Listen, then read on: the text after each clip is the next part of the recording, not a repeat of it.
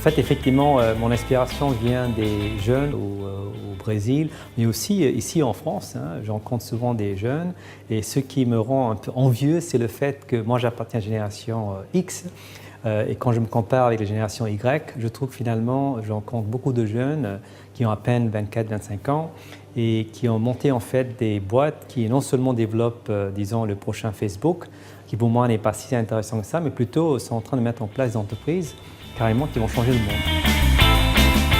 En fait, le rêve que j'ai réalisé, dont je suis assez fier, en fait, c'est que je voulais toujours me sentir quelque part comme Hermès, qui était le dieu mythique grec, il est en fait le passeur. Le passeur, en fait, c'est-à-dire quelqu'un qui bâtit des ponts entre différentes cultures, différentes frontières, différentes régions, en fait, et pouvoir transcender ces barrières géographiques et créer, en fait, une humanité qui, finalement, pourrait partager des valeurs communes.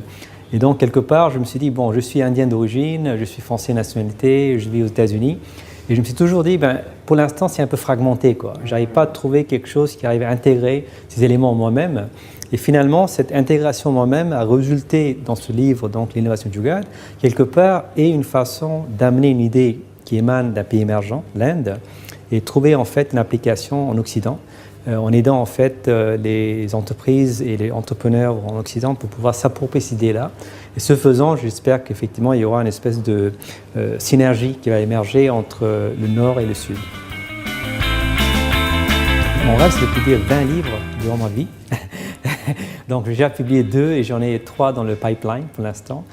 Donc, j'ai quand même un timeline assez agressif, soi-disant. Mais au-delà, je pense que mon rêve, ce serait aussi de commencer à aider les jeunes, surtout dans les écoles, à pouvoir justement s'imprégner des esprits, j'appelle Jugaad, cet esprit un peu bricoleur quelque part. Et donc, je pense que mon rêve, ce serait en fait créer toute une nouvelle génération en fait, de jeunes qui puissent en fait sortir des écoles, carrément avec cet esprit Jugaad, et qui puissent ensuite aller changer le monde.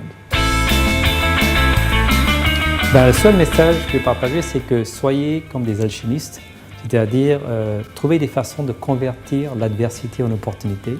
Et de toute ma vie, je l'ai pratiqué moi-même, c'est que je suis quelqu'un qui est un optimiste invétéré. Je vois toujours le verre moitié plein. Et je pense que même dans des conditions tout à fait adverses et difficiles, il y a toujours une lueur d'espoir.